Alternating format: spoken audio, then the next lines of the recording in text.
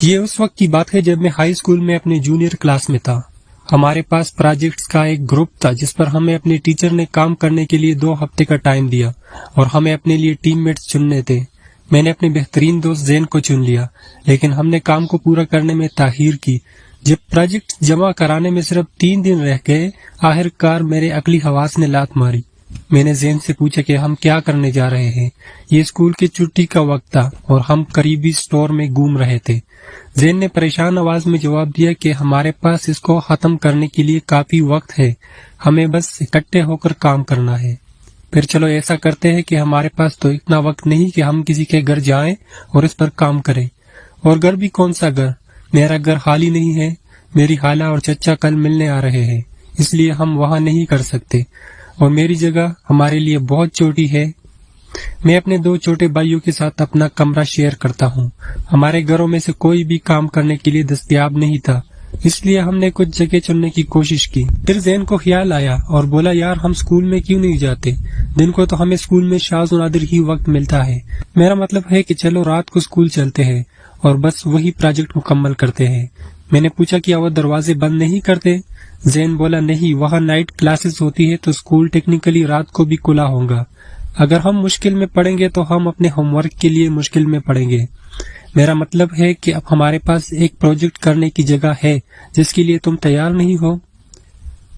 زین ٹھیک تھا۔ ہم نے ملاقات کا وقت مقرر کیا، رات 9:30 بجے جس وقت نائٹ کلاسز شروع ہوتی تھی۔ ہم وہاں پہنچے تو بمشکل اسکول میں کسی کو دیکھا اور گارڈز بھی گیٹ پر سے غائب تھے۔ یہ اتنا پرسکون تھا اور اندھیرا تھا کہ مجھے یقین کرنے میں دشواری ہوئی تھی کہ یہ جگہ دن میں کتنی خوشگوار ہو جاتی ہے۔ ہمارا کلاس روم کیمپس کے مختلف سمت میں تھا۔ ہم نے ہال سے نیچے چلنا شروع کیا۔ صرف ایک ہی روشنی ہال کے بالکل درمیان میں موجود تھی، اور اگرچہ ہال میں کھڑکیاں تھی لیکن چاند کی روشنی زیادہ اچھی نہیں تھی۔ ہم نے اپنے کلاس روم میں داخل ہونے کی کوشش کی لیکن وہ لاک تھا، اس لیے ہم نے اسے صرف ہال میں مکمل کرنے کا فیصلہ کیا۔ ہم فرش پر بیٹھ گئے اور اپنے پروجیکٹ پر کام کرنا شروع کر دیا۔ میں نے کہا یار مجھے اندازہ نہیں تھا کہ اندھیرے کے بعد یہ جگہ اتنی ڈراؤنی ہو جائے گی۔ چلو اپنی اسائنمنٹ کو ختم کرتے ہیں تاکہ ہم جلد از جلد یہاں سے نکل جائے۔ بہادر احمد اندھیرے سے ڈرتا ہے؟ زین نے میرا مذاق اڑانا شروع کر دیا جیسے وہ ہمیشہ کرتا ہے، اور میں نے اسے لات مارنے ہی والا تھا کہ ہمیں ایک عجیب سی آواز سنائی دی۔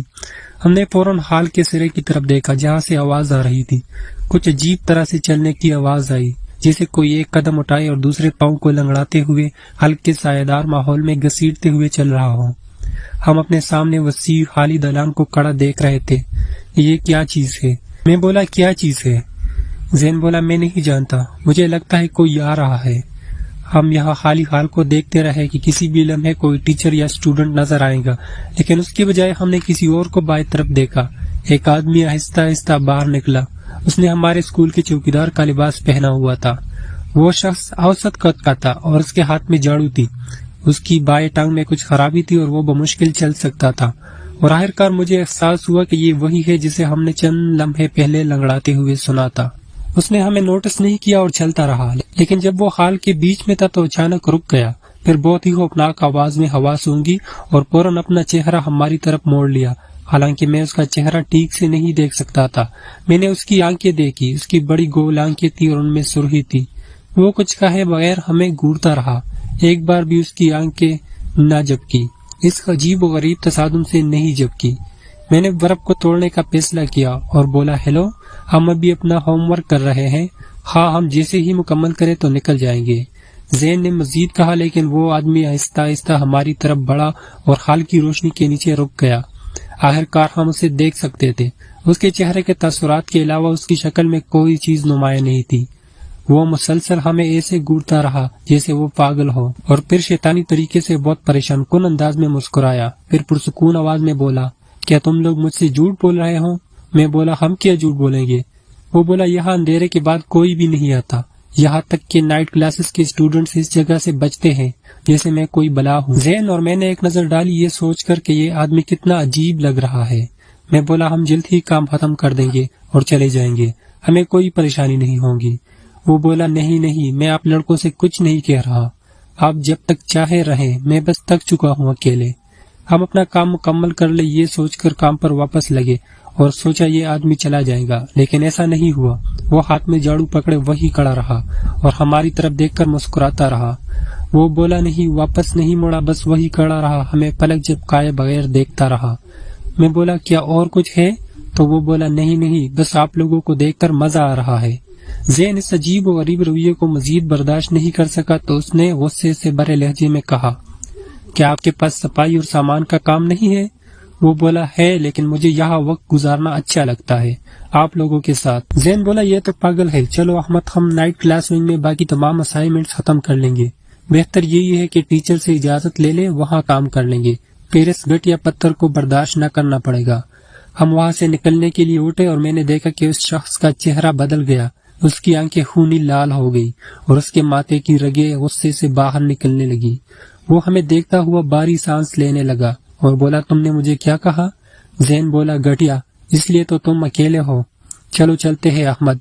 میں جانتا تھا کہ زین نے کچھ زیادہ ہی بول دیا، لیکن اس وقت میں بھی اس آدمی سے چھٹکارا حاصل کرنا چاہتا تھا۔ جب میں نے محسوس کیا کہ کچھ برا ہونے والا ہے، جب تک کہ میں اندازہ لگا سکتا اس سے پہلے ہی زین کو ایک بہت بڑا دھچکا لگا۔ اس نے جھاڑو کو اپنی طرف آتے ہوئے نہیں دیکھا جو اس آدمی نے زین کے سر پر زور سے مارا۔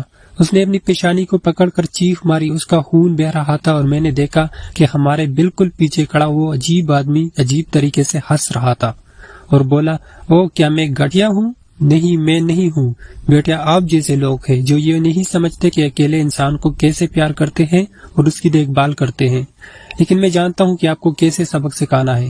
یہ کہتے ہوئے اس نے میرے منہ پر گونسا مارا اور میری ناک توڑ دی۔ وہ آدمی یقیناً لنگڑا تھا لیکن کافی مضبوط تھا۔ میں اپنی خون بہتی ناک کو پکڑے زمین پر گر گیا اور پھر اس نے زین کو بالوں سے پکڑا اور اسے واپس وہاں لے جانے لگا جہاں سے وہ آیا تھا۔ اس نے ہوا میں لات ماری اور چیخ ماری، لیکن اس آدمی کی طاقت اس سے کہیں زیادہ تھی۔ میں بہت تیزی سے بھاگنے لگ گیا، لیکن تکلیف کے باعث مجھے اپنے پیروں پر کھڑا ہونے میں ایک لمحہ لگا۔ آخرکار جب وہ آدمی دالان کے آخری سرے میں تھا جہاں ہم نے اسے پہلی بار دیکھا تھا، میں اٹھا اور اس کی طرف بھاگنے لگا، لیکن میرے پاس اپنے دفاع کے لیے کوئی ہتھیار نہیں تھا۔ میں نے اس کے سر کے پتلے بال پکڑے اور اپنی پوری طاقت سے اسے کھینچا۔ اس کی کھوپڑی کا ایک ٹکڑا جڑوں سے خون پاڑتا ہوا نکلا۔ اس نے اس اچانک حملے سے زین کو جانے دیا اور میری طرف مڑ کر اس نے میری گردن پکڑی اور میرا گلا دبانے لگا۔ اس کی خونی سرخ آنکھیں میری روح کے لیے بھوکی تھی۔ جب اس نے میری گردن پر سارا دباؤ ڈالا تو میرا چہرہ پیلا پڑ گیا کیونکہ میں خود کو اس کی گرفت سے آزاد نہیں کر پا رہا تھا اور میری بینائی دھندلی ہونے لگی تھی۔ مجھے احساس ہوا کہ اگر میں کچھ نہ کروں تو میں مر جاؤں گا۔ میں بولا زین جلدی کچھ کرو۔ زین ابھی تک فرش میں خون میں لتڑا ہوا پڑا تھا، اپنا سر پکڑے ہوئے۔ اس شخص کی چوڑی آنکھیں جو کبھی پلکیں نہیں جھپکتی تھی، جو کہ میری موت کا مزہ لیتے ہوئے مزید وسیع ہونے لگی۔ پتہ نہیں میرے اندر کیا آیا تھا، میں نے اس حالت میں جیب سے تیز پنسل نکالی اور اس کی آنکھوں میں گومتی، لیکن وہ شخص سائیکو تھا۔ حالانکہ اس نے چیخ ماری اور خون بہہ رہا تھا، لیکن پھر بھی وہ مجھے جانے نہیں دے رہا تھا۔ اس لیے میں نے پنسل مزید زور سے پھیرنا شروع کر دی اور کافی دیر تک پنسل اس کی آنکھ میں خون آلود پسی ہوئی تھی اور اس کی آنکھ سے خون کے ساتھ گوشت بھی باہر نکل آیا تھا۔